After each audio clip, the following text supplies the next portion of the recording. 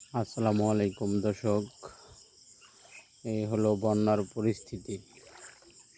বরগুনা জেলায় এই ঝিল পুরা পানিতে প্লাবিত হয়ে গেছে। কিছুদিন আগেও ছিল শুকনা করকরে। একদিনের বন্যায় এই পরিস্থিতি হয়ে গেল। খুবই মর্মান্তিক ঘটনা। অনেক ক্ষয়ক্ষতি হয়েছে বন্যায়। এই ঝিল মাত্র একদিনের ব্যবধানে প্রচুর পানি হয়ে গেল। আল্লাহ চাইলে কিনাই পারে, খুব সহজেই ভরে গেল। এক রাত্রের ভিতরে এই পুরা ঝিল ভরে গেছে পানিতে।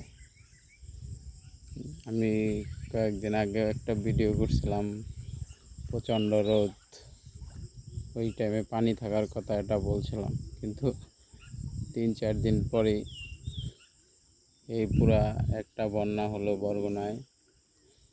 পুরো পানিতে প্লাবিত হয়ে গেছে, প্রচুর পানি, যা প্রয়োজন ছিল কিন্তু প্রয়োজনের চেয়ে বেশি হয়েছে। কোনো নেট যোগাযোগ কোনো কিছুই নাই, সব বন্ধ। বন্যায় খুবই ভয়ানক অবস্থা। যা পানি দরকার ছিল তার চেয়ে 3 গুণ বেশি পানি হয়েছে। যাই হোক, আল্লাহ সবাইকে ভালো রাখুক, সবাইকে সুস্থ রাখুক, এটাই। প্রচণ্ড পানি,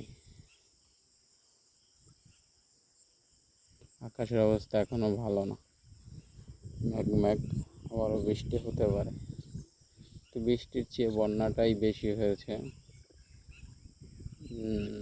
প্রচুর গাছপালা ভেঙে পড়ছে।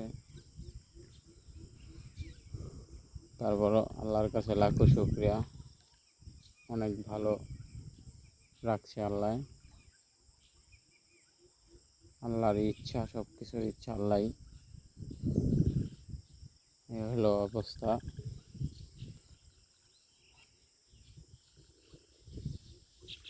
এখনো বৃষ্টি হওয়ার সম্ভাবনা আছে, দেখা যাক কি হয়।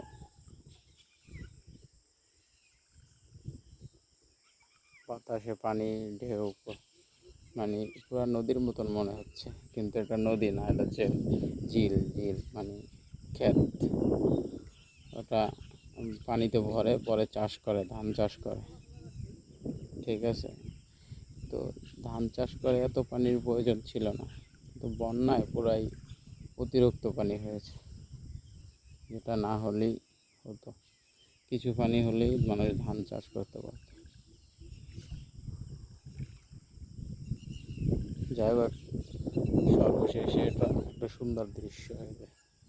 দেখেন, আল্লাহ চাইলে সব কিছুই পারে। দৃশ্যময়।